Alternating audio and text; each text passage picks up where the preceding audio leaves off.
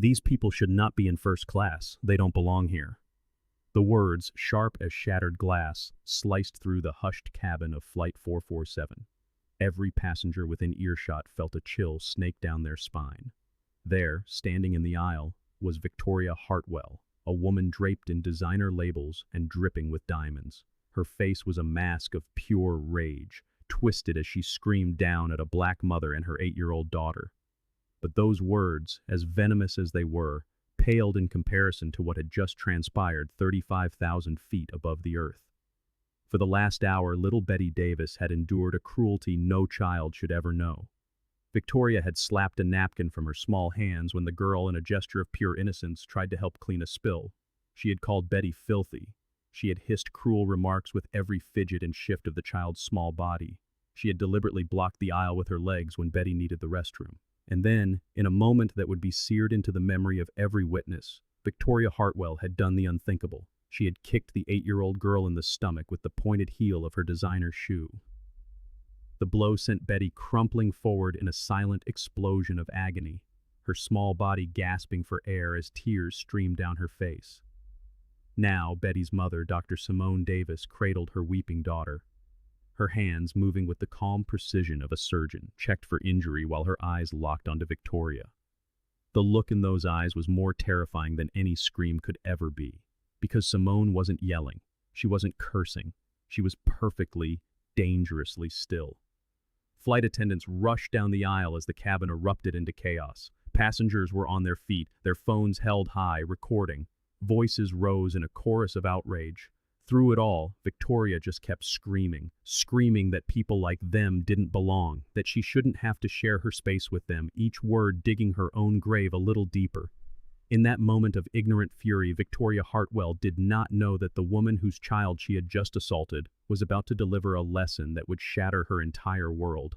What this mother did next would not only bring justice, it would alter the course of every life on that plane, transforming a woman who believed herself untouchable into someone utterly unrecognizable.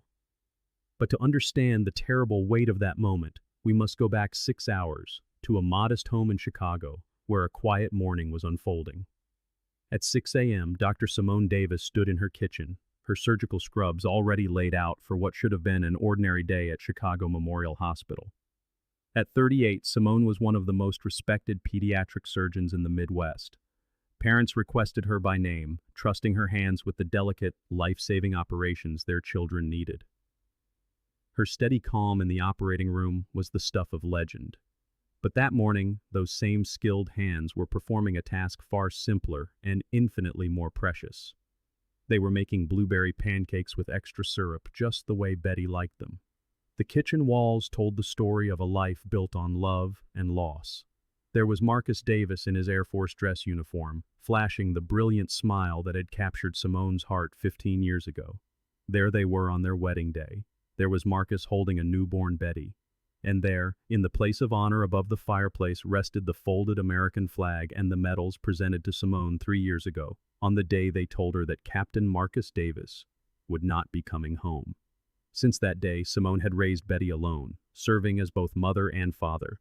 She worked brutal hours, yet never missed a school play, never went to bed without a story, and never let her daughter doubt for a single moment that she was loved beyond all measure. As Simone reviewed surgical notes between flipping pancakes, she could hear Betty upstairs, buzzing with the chaotic energy unique to an 8-year-old. Betty Davis was the bright center of Simone's world, curious, intelligent, always asking questions that made adults pause and think. She had her father's smile and her mother's sharp mind. And that morning she was packing for a trip that carried the weight of both joy and sorrow.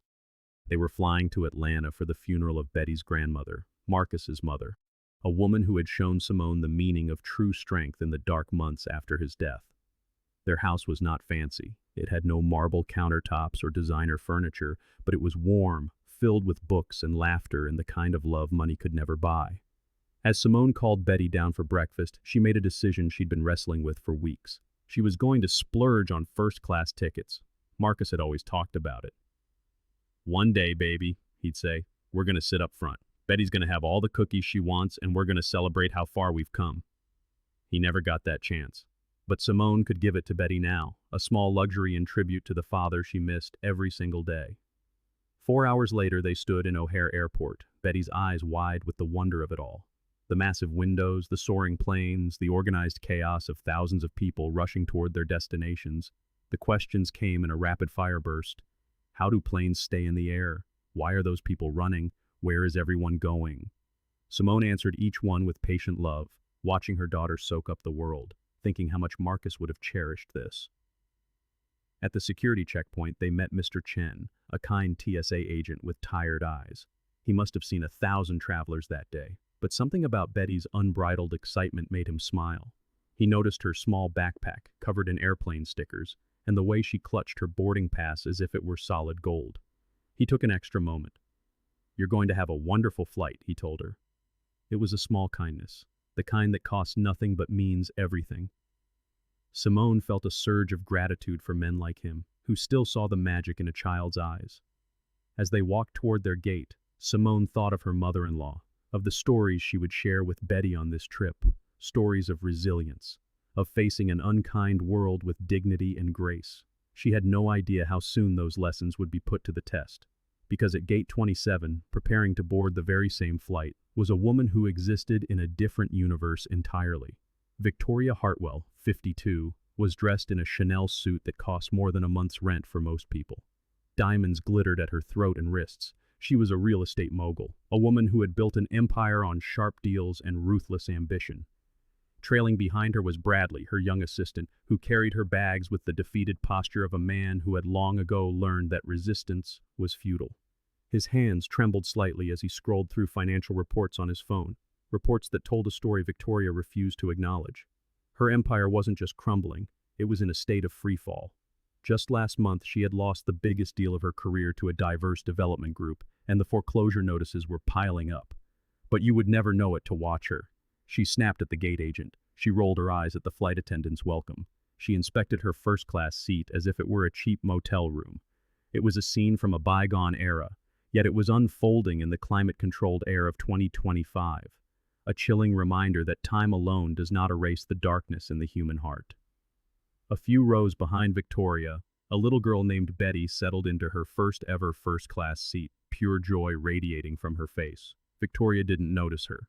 She didn't notice the well-dressed black woman helping the child with her seatbelt was a surgeon who had held beating hearts in her hands. She had no idea that in less than an hour, her carefully constructed world of privilege was about to collide with a reality she could not control. When Simone and Betty settled into seats 2A and 2B, Betty's face was glowing. She ran her small hands over the leather, marveled at the legroom, and whispered, "This is the fanciest thing ever." Simone smiled, helping her daughter stow her little backpack. As Betty reached up, her elbow gently brushed the seat in front of them. It was a phantom touch, the kind of minor contact that happens 100 times on every flight. But the woman in seat 1A felt it. She turned, slowly, deliberately, her cold eyes landing on Betty with a look that could freeze fire. Victoria Hartwell's voice was like ice. "Some people don't know how to behave in civilized spaces." The words hung in the air. Betty's smile vanished. She didn't understand the venom, but she knew she was being scolded. Simone's jaw tightened. She gently guided Betty into her seat, her hand a protective weight on her daughter's shoulder. Her eyes met Victoria's, her voice a low, steady counterpoint to the woman's hostility. "It was an accident. We're just getting settled." Victoria turned away without another word, but the message had been sent. A chill had descended upon first class.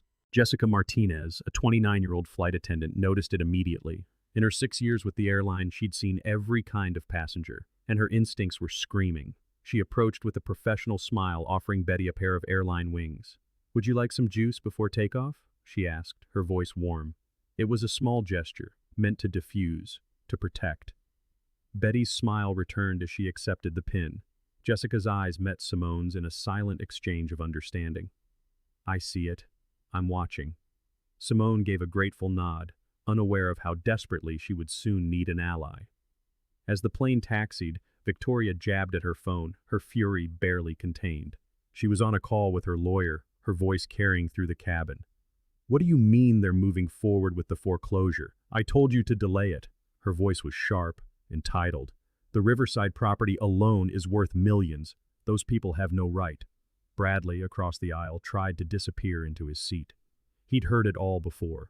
The blame cast on the diverse development group that outbid her, the investors who fled, the tenants who filed complaints.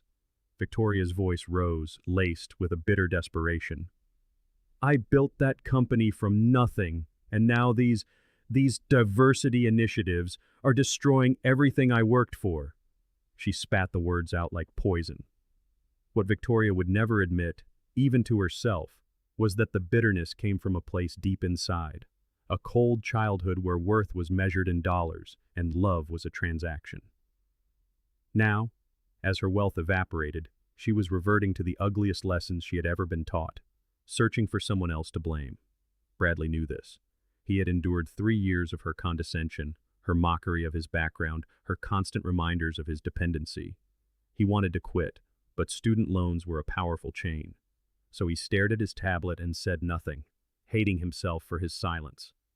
20 minutes into the flight, the plane hit a patch of turbulence. It was nothing severe, but enough to jostle the cabin. Betty, holding her cup of apple juice, trying so hard to be grown up, was caught by surprise. The plane lurched, and a few drops of juice splashed onto the edge of Victoria's designer handbag, which rested in the aisle. Victoria's reaction was explosive. She snatched the bag as if it were on fire. Do you see what you've done? Do you have any idea what this costs? Simone immediately reached for a napkin. I'm so sorry, the turbulence. $3,000, Victoria shrieked, holding the bag aloft like a sacred relic. Your daughter just ruined a $3,000 handbag. I want payment right now, or I'm calling the police when we land. The cabin fell silent. Every head turned. Betty looked terrified, tears welling in her eyes as she whispered, I'm sorry, I didn't mean to. Simone pulled her daughter close. Ma'am, I've apologized. I'm happy to have it professionally cleaned. We're traveling for a funeral and... I don't care about your sob stories. Victoria's voice cracked like a whip. Your kind always has an excuse, always playing the victim. Your kind. The two words detonated in the space between them. This was no longer about a handbag. In seat 3C, a businessman exchanged a loaded glance with Jessica, the flight attendant. They both knew exactly what this was.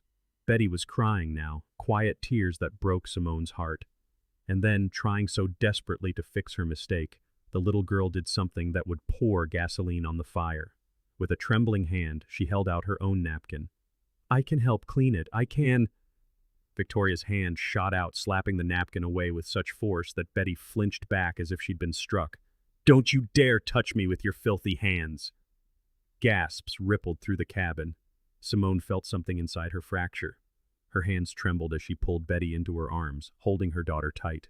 For a moment, the fury radiating from her was a palpable heat, but she did not explode. Instead, she leaned down and whispered into Betty's ear, her voice a lifeline in the storm. She whispered about dignity, about not letting another person's hatred make you hateful. She whispered the lessons that had carried their family through generations of this exact brand of cruelty. Jessica Martinez was moving down the aisle now, her anger barely concealed beneath a mask of professionalism. Ma'am, she said to Victoria, her voice firm, I need you to lower your voice.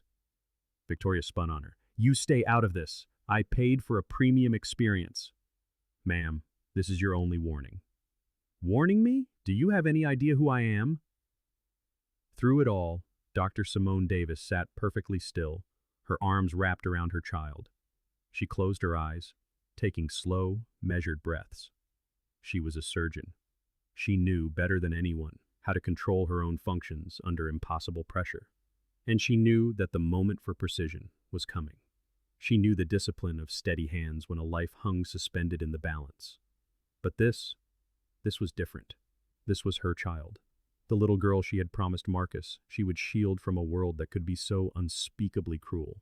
How much can one person endure before they finally break? How many insults can a soul absorb? How many times can you watch your child be harmed before something vital inside you snaps? Simone was about to find out. Because Victoria Hartwell wasn't done.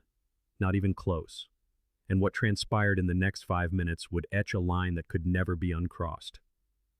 If you want to hear how this ends, make sure you're subscribed because the coming chapter is going to make your blood boil. This was the moment that changed everything. But it makes me wonder, have you ever had to teach your child how to face discrimination?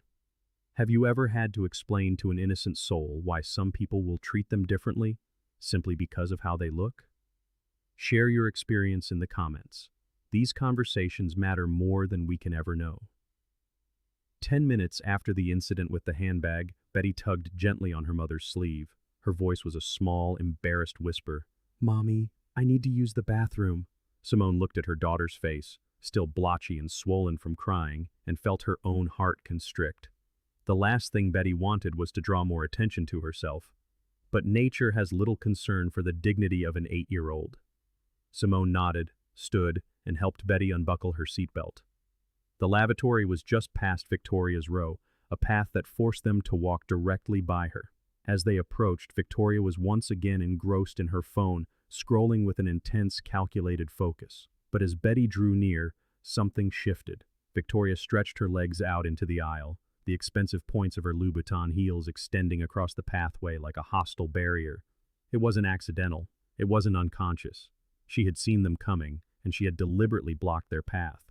Betty hesitated, her eyes wide with uncertainty as she looked up at her mother. Simone's jaw tightened, but she kept her voice gentle. "Excuse us, please. My daughter needs to get by." Victoria didn't look up from her phone. She just sat there, legs extended, forcing Betty to navigate the narrow space around her. The little girl tried to squeeze through, turning her body sideways, trying so desperately not to touch Victoria, not to cause another problem. She was almost past when it happened. With a sudden, vicious force, Victoria's leg shot out. Her designer heel connected squarely with Betty's stomach, driving into the soft flesh of an 8-year-old with enough power to lift her from her feet. Betty's cry of pain cut through the cabin like a siren. It was a sound no parent ever wants to hear. The sound of their child in genuine agony. She doubled over, small hands clutching her stomach, gasping for air as tears streamed down her face. The entire first-class cabin froze. Conversations stopped mid-sentence. Drinks paused halfway to lips. Every person who saw it happen sat paralyzed by the sheer, brutal shock of what they had just witnessed. A grown woman had just kicked a child, deliberately, violently, in front of a plane full of witnesses. Simone moved with a speed that seemed to defy physics. One moment, she was standing behind Betty. The next, she was on her knees, arms wrapped around her daughter, her hands already moving with clinical precision. In that instant, the loving mother vanished, and Dr. Simone Davis, pediatric surgeon, took her place. Her fingers pressed gently against Betty's abdomen, checking for signs of internal injury. Her eyes tracked Betty's breathing, counting respirations, assessing for shock. Her voice, when she spoke, was preternaturally calm. "Betty, baby, I need you to breathe slowly for me. In through your nose, out through your mouth. That's it. Good girl. Can you tell me where it hurts the most?" Betty was sobbing, gasping, but managed to point to where the heel had made impact. Simone's hands continued their assessment, her years of medical training seizing control even as her heart was shattering into a million pieces.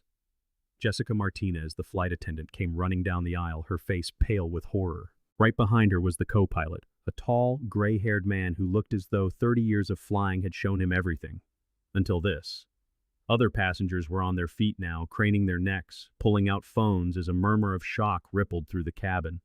And Victoria? Victoria stood up, her face flushed, her voice already crafting a new reality. "She was climbing on me. That child was attacking me. I was defending myself." The lie was so brazen, so absurd in the face of what everyone had just seen, that several passengers audibly gasped. Betty was 8 years old, barely 4 feet tall, and had been trying to get to the bathroom. The notion that she was attacking a grown woman was beyond ridiculous. Bradley, Victoria's assistant, remained frozen in his seat, his face ashen. He had just watched his boss not only cross an unthinkable line, but lie about it with chilling conviction. His eyes darted between Victoria and the mother cradling her injured child. A war was raging inside him. Speak up and lose his job, or stay silent and become complicit in something unforgivable. But then Robert Chen in seat 3C stood up, holding his phone high for everyone to see. His voice was steady, authoritative, the voice of a man who commanded courtrooms. "I recorded everything, every single second. She deliberately kicked that child." The cabin erupted. Passengers started talking at once, confirming what they'd seen, more phones held up as proof. And that's when the Hendersons, the elderly white couple from row 4, stood up together. Mr. Henderson's voice boomed with indignation. "That woman needs to be restrained immediately. We just watched her assault a child." Mrs. Henderson pointed a trembling finger at Victoria. "In 50 years of flying, I have never seen such disgraceful behavior. Someone call the police." Victoria's confident mask cracked. Panic flashed across her face as she realized the cabin had turned on her, that her lie wasn't working, that there were witnesses, recordings, evidence. Her voice pitched higher, more desperate. "You're all overreacting. The child is fine." But Betty was clearly not fine. She was still gasping for breath, curled against her mother's chest, and Simone's face had transformed into something that made everyone in that cabin take a step back. It wasn't rage, it was colder, more dangerous, a controlled, focused intensity. She looked up at Jessica, her voice perfectly calm. "I need ice and a first aid kit. My daughter will be fine, but I want to monitor for any developing symptoms." Jessica nodded quickly and rushed toward the galley. The co-pilot crouched beside Simone, asking if they needed to divert the plane. Simone shook her head, her hands never ceasing their gentle assessment. Then, leaving Betty in the care of a kind passenger, Simone stood. She turned to face Victoria, and her voice cut through the chaos like a scalpel. "I need your full name and contact information. All of it." Victoria actually laughed, a sharp, mocking sound that revealed how disconnected from reality she was. "You'll do nothing. Do you have any idea who I am? The kind of lawyers I have? You're a nobody. You are nothing, and nothing you do will matter." Simone's expression didn't change. Something that might have been a smile touched the corners of her mouth, but it held no warmth. "I'm about to find out everything there is to know about you, Victoria. Everything." She pulled out her phone, her fingers steady as she dialed a number. The conversation was brief, quiet. No one could hear what was said, but they could see Victoria watching, could see the unease creeping into her expression as Simone spoke with that same clinical calm she had used to assess her daughter's injuries. When Simone ended the call, she said nothing. She simply returned to Betty's side, holding her close. That silence was somehow more terrifying than any threat could ever be. Suddenly, the pilot's voice crackled over the intercom, professional but tight with controlled anger. "Ladies and gentlemen, we've had a serious incident in the cabin. Law enforcement and medical personnel will be meeting our aircraft upon landing in Atlanta. If you witnessed what occurred, please be prepared to provide statements." The announcement made it official. Victoria's face went from flushed to ghost white in seconds. Jessica returned with the first aid kit, her voice low but firm as she knelt beside Simone. "We're documenting everything. Photos, statements, passenger recordings. The authorities will be at the gate. She is not walking away from this." Simone nodded her thanks, applying the ice pack gently to Betty's stomach. Just then, Robert Chen approached, his business card in hand. "Ma'am, my name is Robert Chen. I'm a civil rights attorney. I recorded everything, and I'd be honored to help you pursue justice. What was done to your daughter isn't just assault. It's a hate crime." Simone took the card, her eyes conveying a deep gratitude. "Thank you, Mr. Chen. I will be in touch." The Hendersons came next. "Young lady," Mr. Henderson said, "my wife and I are retired judges. We will provide detailed witness statements. What we saw today was unconscionable." Mrs. Henderson touched Simone's shoulder. "Your daughter is lucky to have you. You handled this with more grace than most could ever manage." Victoria watched this all unfold, her victim gathering an army of allies, the evidence piling up, her escape routes closing one by one. And she did what people like her always do when cornered. She doubled down. "This is ridiculous," she spat. "You people always play the victim. You'll sue anyone to get a payday. That child is fine. This is all an act." The cabin went dead silent. The phrase, "you people," had been said one too many times. Everyone now understood exactly what they were dealing with. Simone looked up from her daughter, met Victoria's eyes and smiled, a real smile. And it was the most frightening thing anyone had seen all day. "Keep talking, Victoria," she said softly. "Please, keep talking." Because what Victoria Hartwell couldn't possibly know was that Simone Davis wasn't just anyone. The phone call she'd just made wasn't to a lawyer. It was to someone who would ensure that Victoria's entire world was about to be turned inside out. The lesson that was coming was one Victoria Hartwell would never, ever forget. This makes you wonder, though, if you witnessed something like this, would you speak up? Would you record it? Would you be a Robert Chen, or would you be a Bradley, frozen in silence? Be honest in the comments. These moments define us. For the last 40 minutes of the flight, Victoria sat trying to project an aura of confidence while her world crumbled. But then something happened that shattered her composure completely. Bradley stood up. Her loyal, silent, constantly abused assistant walked down the aisle away from her and didn't stop until he reached Simone Davis. His voice was quiet, shaking, but resolute. "Ma'am, my name is Bradley Cooper. I've been Ms. Hartwell's assistant for 3 years. I need to give you something." He held out his phone. Bradley's next words came in a rush, as if years of suppressed truth were finally breaking free. "I've been documenting everything for months. Her behavior, her comments. I'm from a working-class family. My dad was a factory worker, my mom cleaned houses. I worked 3 jobs to get through college thinking this job would be my big break." His voice cracked. "Instead, it's been 3 years of constant abuse. She calls me trailer trash. She mocks my background. And the things she says when she thinks there's no record." He tapped his screen, revealing a folder filled with audio files, videos, and text messages, months of meticulously gathered evidence. "She wasn't just cruel to your daughter," Bradley continued, his voice gaining strength. "She's cruel to everyone she thinks is beneath her. And I'm done. I'm done being silent. I'm done being complicit. Whatever you need, a statement, testimony, I'll give it. She needs to be stopped." Simone took the phone, scrolling just enough to see the sheer volume of what he'd collected. When she looked back up at him, her eyes were filled with tears. "Thank you, Bradley. This took courage." "No, ma'am," he said, his voice breaking. "Courage would have been speaking up the first time. This is just the bare minimum of being a decent human being." From her seat, Victoria had watched the entire exchange. The moment her own assistant betrayed her, something inside her snapped. She leaped up, her voice shrill with panic. "Bradley, what are you doing? You're fired! You hear me? Fired!" Bradley just looked at her, an expression of pure relief on his face. "Good. I quit 3 minutes ago." Victoria's desperation became palpable. She lurched toward Jessica in the galley, her voice a frantic whisper the whole cabin could hear. "How much? How much to lose your incident report? 50,000? Name your price." Jessica's face hardened. "Ma'am, step back. Attempting to bribe a flight crew member is a federal offense." Victoria spun toward the passengers. "You, sir, in 5B. You didn't see anything, right? I'll make it worth your while.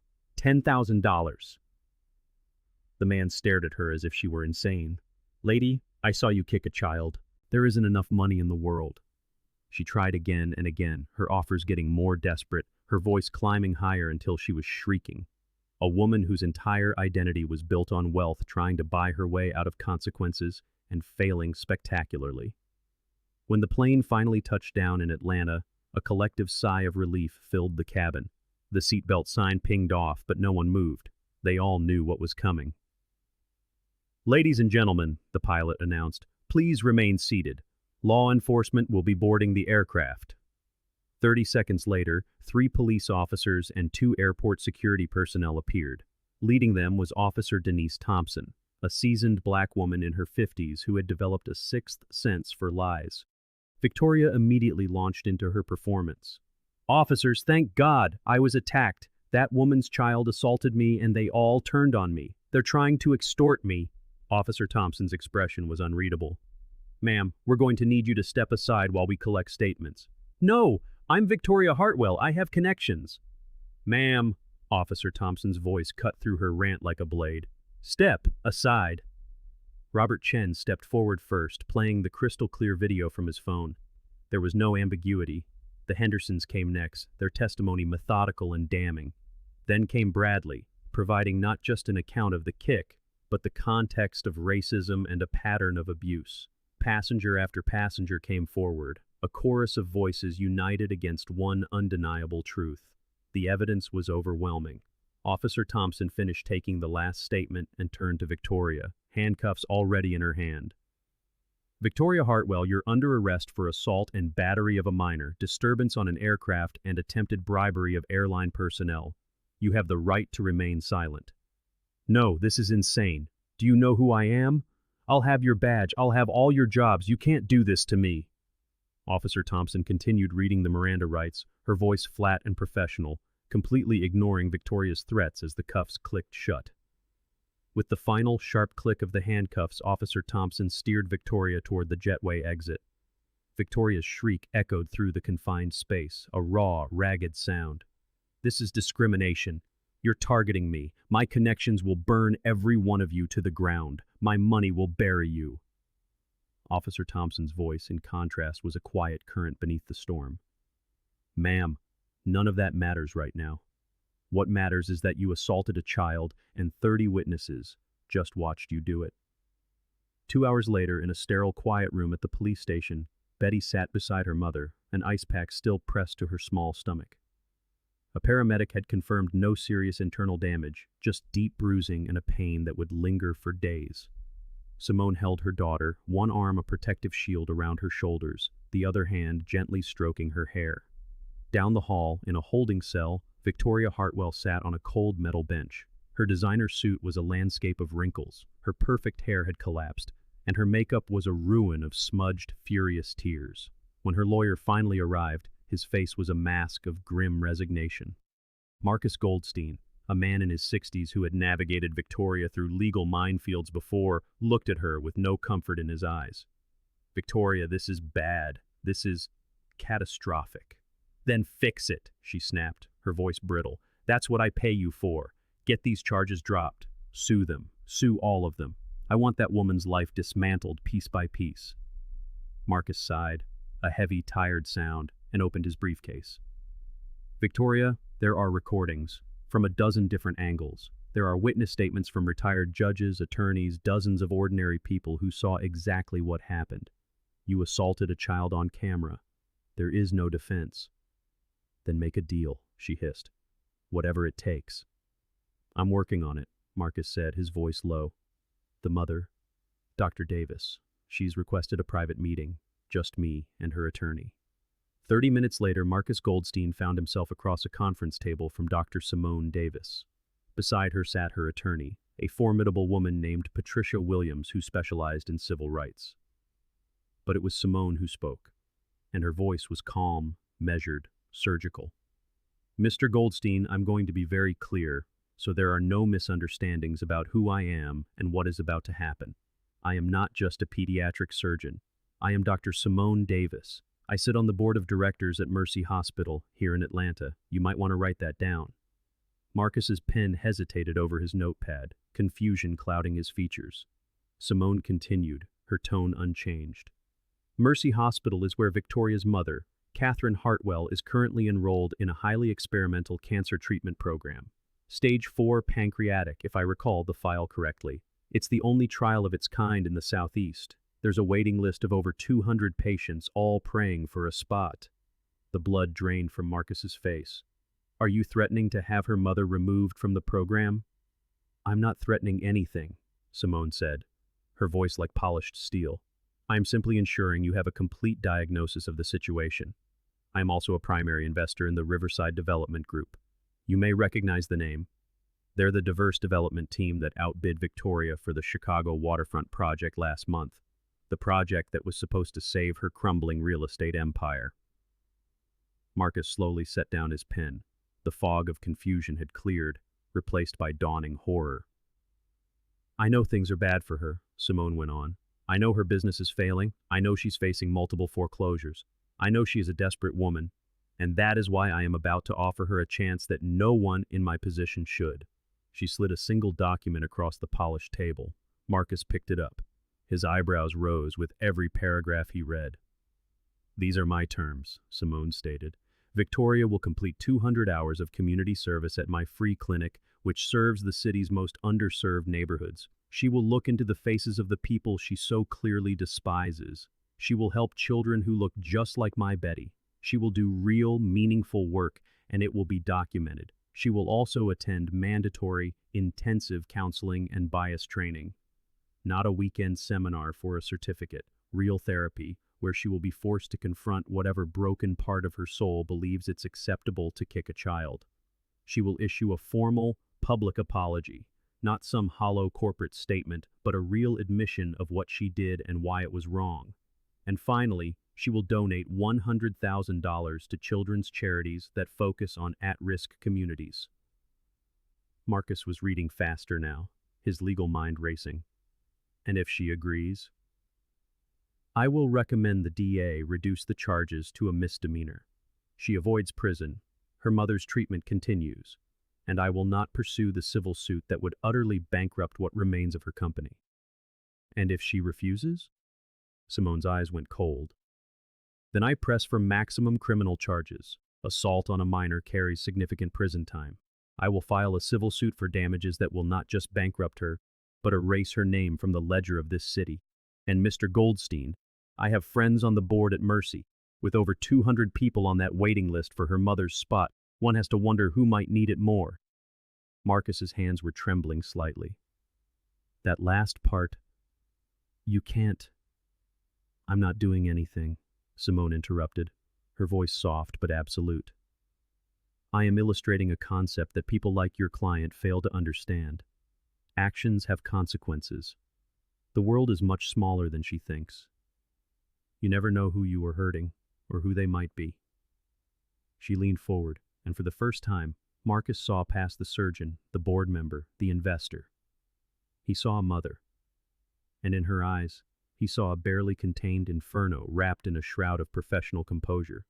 Your client, she said, each word a carefully placed stone, kicked my 8-year-old daughter in the stomach because she didn't like the color of her skin. She called her filthy. She traumatized a child on the way to her grandmother's funeral. My daughter will have nightmares about this for years. Victoria needs to understand that her wealth does not grant her a license to inflict pain without consequence. But here's the thing, Mr. Goldstein. I don't want revenge. I want transformation. I want her to become a person who would be horrified by her own actions today. So, you take this offer to her. You explain in no uncertain terms what is at stake. She has 24 hours to decide. After that, this offer is gone. Simone stood, collecting her papers. One last thing. If she agrees and then fails to follow through on even a single detail, if she treats this as a joke, then everything I've held back will come down on her with the full and unrelenting force of the law. Is that clear? Marcus, still processing the sheer scale of what he'd just witnessed, nodded slowly. Crystal clear, Dr. Davis. As Simone walked out, Marcus sat alone, the document in his hands feeling impossibly heavy. He had just witnessed a masterclass not in revenge, but in justice. A lesson delivered by a woman who still believed, against all evidence, that people could change, even when they didn't deserve the chance. Now, he had to go tell Victoria Hartwell that her entire future depended on her ability to become a better person. And he honestly wasn't sure she had it in her. Stay with us, because you need to see what Victoria decides. You need to witness how this impossible situation resolves. If you believe stories like this matter, hit that subscribe button now, because what comes next will challenge everything you think you know about change. And here's a question for you. If you were Simone, what would you have done? Would you have offered a path to redemption, or would you have demanded retribution? Tell me your honest answer in the comments. I truly want to know. 6 months later, Victoria Hartwell walked through the doors of the Davis Free Clinic. She wore jeans and a simple sweater, her designer armor long since abandoned. She was carrying a box of medical supplies to an examination room. A moment later, she sat beside a 7-year-old boy named Marcus, holding his hand while he got his asthma checked. When his eyes welled with fear, she leaned in and whispered, "You're so brave." The change hadn't been instant. For the first week, Victoria had moved through the clinic like a ghost, wearing gloves to touch anything, her sighs of resentment a constant cloud. But Dr. Patricia Rodriguez, the pediatrician supervising her, had pulled her aside. These children deserve your respect, not your resentment. Show up for them, or don't show up at all. Then, in week 3, Victoria overheard a young mother weeping in the hallway, confessing to a nurse that she couldn't afford her daughter's medication. Something unfamiliar and unsettling stirred in Victoria's chest. It felt like shame. The therapy sessions were brutal. Her therapist, Dr. Michael Chen, made her confront the gilded cage of her upbringing. She'd been raised by parents who measured worth in stock prices and social standing, who taught her the world was a simple hierarchy, those above you and those beneath you. When her business empire began to fail, when diverse developers outmaneuvered her, she hadn't examined her own failures. Instead, she had aimed that lifetime of pain outward, turning it into a weapon against people who had nothing to do with her suffering. You took the agony of your childhood, Dr. Chen told her, and you inflicted it on people who were complete strangers. Victoria had shattered that day, weeping with a depth of sorrow she hadn't touched since she was a little girl. By the 4th month, she was arriving early and staying late. She knew the patients' names. She remembered their stories. She met Jasmine, a quiet 9-year-old with diabetes whose loneliness felt achingly familiar. One day during an appointment, Jasmine asked her, "Do you have any kids?" Victoria paused. "No, I never did." "Why not?" "I don't think I knew how to love anyone enough," Victoria confessed, the truth of it landing like a stone in her stomach. Jasmine nodded with the profound wisdom of a child. "My mom says some people have to learn how to love. She says it's never too late to try."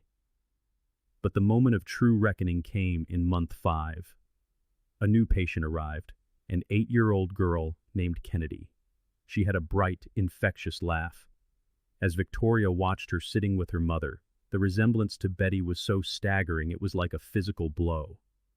In that instant, she felt the phantom impact of her heel against a small, soft stomach. She heard the memory of a child's cry of pain and saw the betrayal on a face that should have only ever known kindness. Victoria rushed to the bathroom and was violently ill, her entire body shaking with the horror of what she'd done. Now, at the clinic's annual community health fair, Betty Davis, a year older and an inch taller, was helping her mother at a booth. She looked up and saw Victoria making her way through the crowd, walking slowly, her hands clasped nervously in front of her. Simone saw her too. "Stay here, sweetheart. I'll be right back." "Dr. Davis," Victoria said, her voice barely a whisper. "Thank you for letting me be here today." Simone studied her, seeing the absence of arrogance, the genuine humility in her eyes. "How are you, Victoria?" "I'm trying to be better," she said, taking a shaky breath. "I wanted to thank you for not destroying me when you could have, when you should have."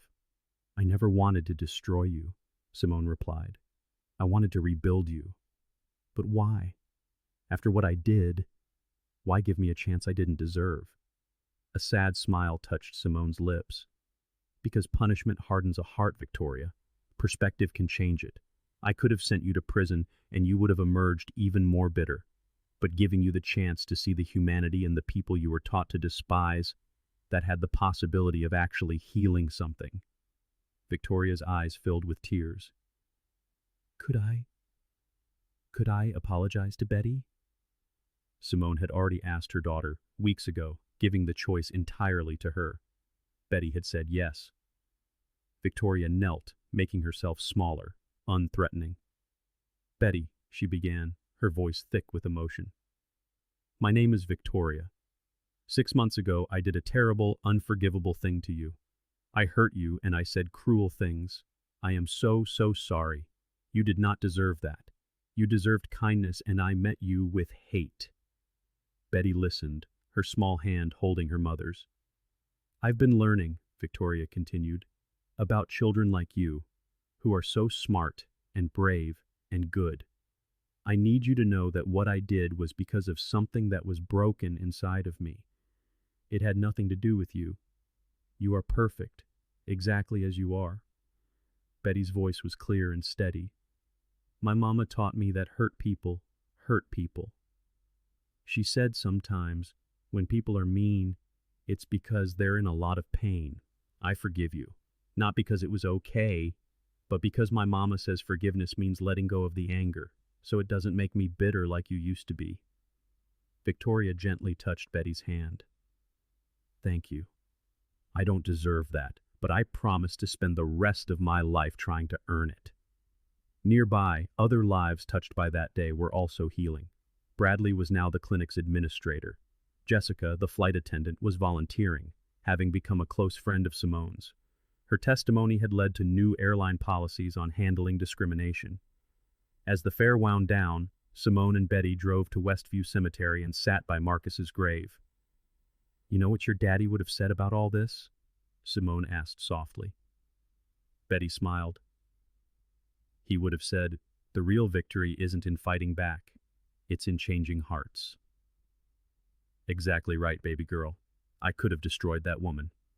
But then she'd just be in prison, still full of hate, and we would be carrying all that anger, letting it poison us. Wasn't it hard? Betty asked. To be nice to someone who hurt me so bad? It was the hardest thing I've ever done, but your daddy taught me that meeting hate with more hate only creates more darkness. But meeting it with an expectation of something better, that can create light. I'm glad I forgave her. It felt like putting down something heavy I didn't even know I was carrying. The ripples of that day continued to spread. Victoria restructured her company, partnering with diverse developers to build affordable housing. One evening she called Simone.